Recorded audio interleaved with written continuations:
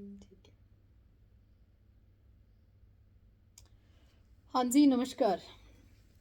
मैं साध्वी देवा ठाकुर, डायरेक्टर देवा इंडिया फाउंडेशन, और विशेष रूप से देवाजी धाम से मैं लाइव हूँ।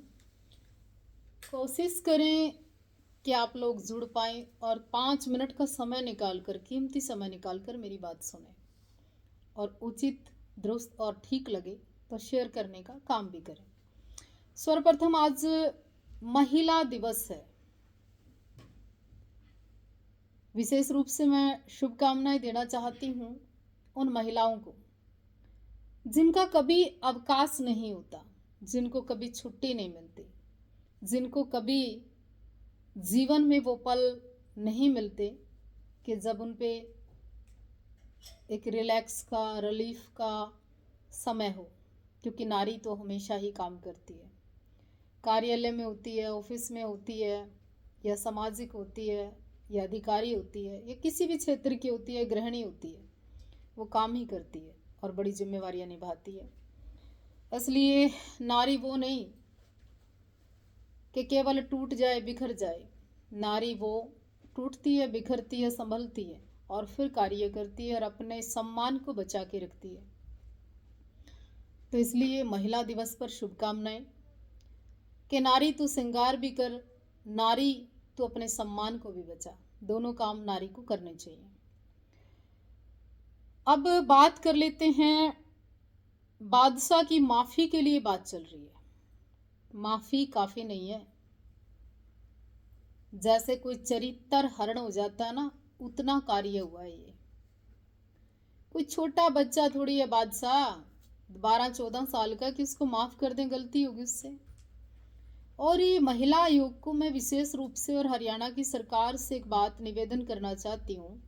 आप लोग कह रहे हैं कि जी 13 तारीख को आएगा, नोटिस दे दिया ना। क्यों, क्या है वो नाम के पीछे स्वयं अपने ऊपर बादशाह लिखने मात्र से कोई बादशाह नहीं हो जाता।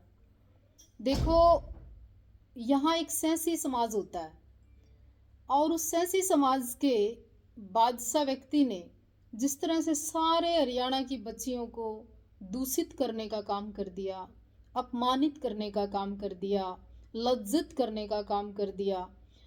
पॉक्सो एक्ट के तहत बादशाह के ऊपर एक तो मुकदमा दर्ज होना चाहिए। महिला आयोग को देखना चाहिए कि ये धाराएं सही हैं, इन धाराओं में ठीक मुकदमा हुआ, और अब तक डीजीपी साहब को तुरंत प्रभाव से अरेस्टिंग करनी चाहिए। इतना बड़ा गैंगस्टर थोड़ी है कि गठन कर रहे हैं, टीमें बना रहे हैं, फिर उसको अरेस्ट करेंगे, वो लापता हो गया एक दिन में। और माफ़ी भी तो किसी मोबाइल से मांग रहा होगा। तो इस तरह के पाखंड नहीं करने चाहिए। तुरंत प्रभाव से अरेस्ट करके सलाखों के पीछे उसको डालना चाहिए। और वो कोई विदेश में नहीं रहता। गांव तो मेरे बहुत समीप है, नीलोखेड़ी में। यहाँ के विधायक कबीर पंथी जी को संज्ञान लेना चाहिए, उनके घर वालों से संपर्क करना चाहिए। कलसी गांव है, और देखो कई लोग राजपूत राजपूत कहकर गालियां दे रहे थे। तो राजपूत समाज को गालियां मत दो, राजपूत समाज का लड़का नहीं है वो। और किसी भी समाज का हो भाई, अपराधी अपराधी होता है। अगर वो राजपूत समाज का भी होता तो अगर गलती करता तो सजा उसकी भी उतनी ही होती। दूसरा, करमबीर फौजी लाइव आके अब पाखंड कर रहा है, नाटक कर रहा है कि मुझे तो पता ही नहीं था टटीरी गाने में क्या है। अरे तेरी लड़की प्रमोशन करती डोल रही है, तूने अपने घर पे उसको बुलाया, तूने इतना उसको रोड़ा पुआया, तूने छोटे छोटे बच्चे बच्चियों को उसमें शामिल किया। तू खुद चेयरमैन है करमबीर फौजी। कृष्ण लाल पंवार जी, आपका डिपार्टमेंट है, पंचायती राज के मंत्री हो आप। तो कृष्ण लाल पंवार जी, आप किस चीज़ की देरी का वेट कर रहे हो? तुरंत प्रभाव से वाइस चेयरमैन करमबीर फौजी कैथल से सस्पेंड करो, कार्रवाई करो। शिक्षा मंत्री जी को मैं फिर कहना चाहती हूँ, स्कूल का और स्कूल की यूनिफॉर्म का यूज़ हुआ है, उसके तहत जो मुकदमा बनता है उसमें तुरंत आप आए आगे। खाली देखिए, आपने बयान दे दिया, आपने कह दिया, सीएम साहब ने कह दिया, नहीं, इतना काफ़ी नहीं है।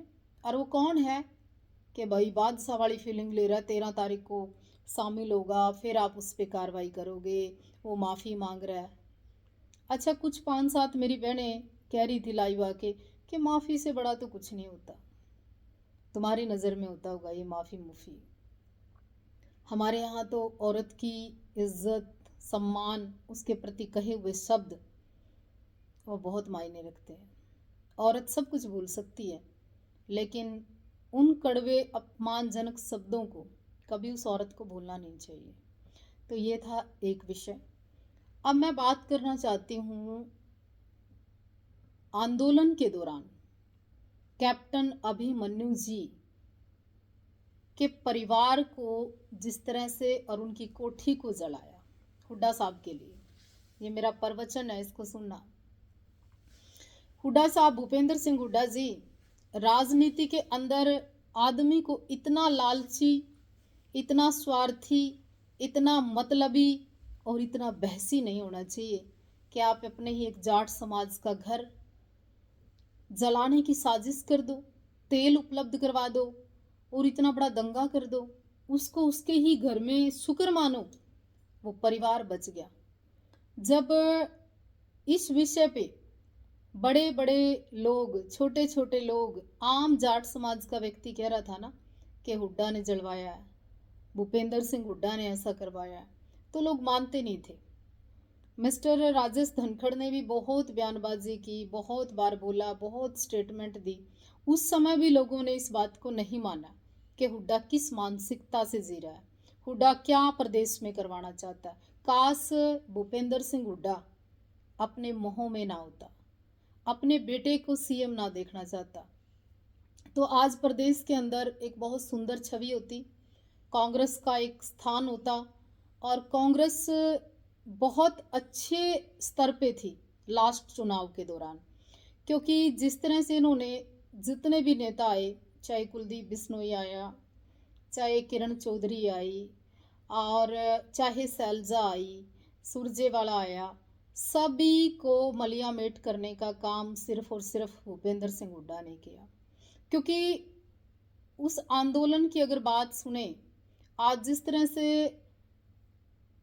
वो हुड्डा लड़का विदेश में बैठकर वीडियो बना रहा है, यहाँ पर हम सोशल मीडिया पे देख रहे हैं। आज यशपाल मलिक को लेके खुलासे हो रहे हैं। जब हमने स्टार्टिंग में बोलना शुरू किया यशपाल मलिक चोर है, यशपाल मलिक हरियाणा लूट गया, यशपाल मलिक ने लोगों को मरवा दिया, यशपाल मलिक ने जाटों को बदनाम कर दिया, यशपाल मलिक ने ये कर दिया, तो लोग हमारा विरोध करते थे, हमें गालियां देते थे। पर एक दिन वो सच्चाई सबके सामने आ गई आज। तो इसलिए वेट एंड वॉच, समय लगता है। किसी अनुभव के आधार पर ही हम लोग बोलते हैं, ऐसे नहीं बोलते। अब हुड्डा की जिस तरह से सच्चाई परतें जैसे नहीं होती, रोज एक परत खुल जाती है, रोज एक चीज सामने आ जाती है। तो हुड्डा साहब, क्या सम्मान बच गया आपका? मैंने तो कई साल पहले कह दिया था कि आप मुख्यमंत्री तो दूर की बात, आप कुछ नहीं बन सकते, क्योंकि आप अहंकारी हैं, बहुत घमंडी हैं, बहुत अमर्यादित हैं, बहुत असभ्य हैं, बहुत सिर्फ और सिर्फ आपको जो पुत्र मोह है ना, बेटा मोह है, जो आपको अपनी संतान को सिर्फ राजगद्दी पे देखना चाहते हो, उस मोह ने आपको सामाजिक नेता नहीं छोड़ा, हरियाणा का नेता नहीं छोड़ा। और जो लोगों की पेन पीड़ा, आपके प्रति एक सम्मान था, वो इतिहास में दर्ज था, उस पे आपने ना उसका मड़िया मेट कर लिया। अब जो अगला समय आपका बचा हुआ है ना, तो हुड्डा साहब प्रदेश के लिए कैप्टन अभिमन्यु के परिवार से और कैप्टन अभिमन्यु से माफ़ी मांग लेनी चाहिए। आप उनका दिल देखो कितना बड़ा है, उन्होंने फिर भी उन सब बच्चों को अपने समाज के बच्चे समझकर माफ़ कर दिया। शुक्र है उन सब की जिंदगियां खराब नहीं हुई, नहीं तो 20-20 साल के लिए उन सब युवाओं की लाइफ खराब हो जाती। और शुक्र मानो उस कुदरत का कि उसके घर में उस आगजनी से कोई हादसा नहीं हुआ, कोई उसका परिवार का मेंबर नहीं जला। माल का नुकसान हुआ, धन का नुकसान हुआ, कोठी का नुकसान हुआ, इवन कुत्ते तक जल गए, इवन सिलेंडर तक लेके उठा के लोग हैं। कितनी ओछी, कितनी छोटी, कितनी गंदी मानसिकता। अरे वो तो आपके समाज का था, वो तो आप ही का जाट था। वो कहीं ना कहीं पार्टियां अलग हो सकती हैं, कहीं ना कहीं विचार अलग हो सकते हैं, कहीं ना कहीं राजनीतिक लालच हो सकता है, पर इतना क्या आप उनके घर में आग लगवा दो? तो ये जो हुड्डा की मानसिकता है ना, इसके ऊपर मैंने वीडियो इसलिए बनाई क्योंकि मैं पिछले काफ़ी सालों से हमेशा बोलती हूँ कि हुड्डा के कारण हरियाणा के अंदर कांग्रेस का ये हाल है, विपक्ष कमजोर है।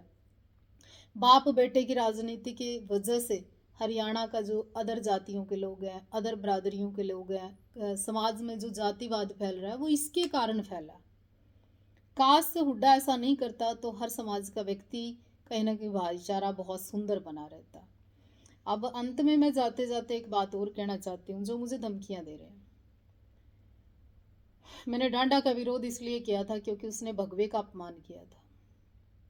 मैंने मासूम के लिए इसलिए बोला कि सरपंच इज्जत होती है हमारे हरियाणा में कि सारी जगह समाज के गांव की, उसका उसने अपमान किया।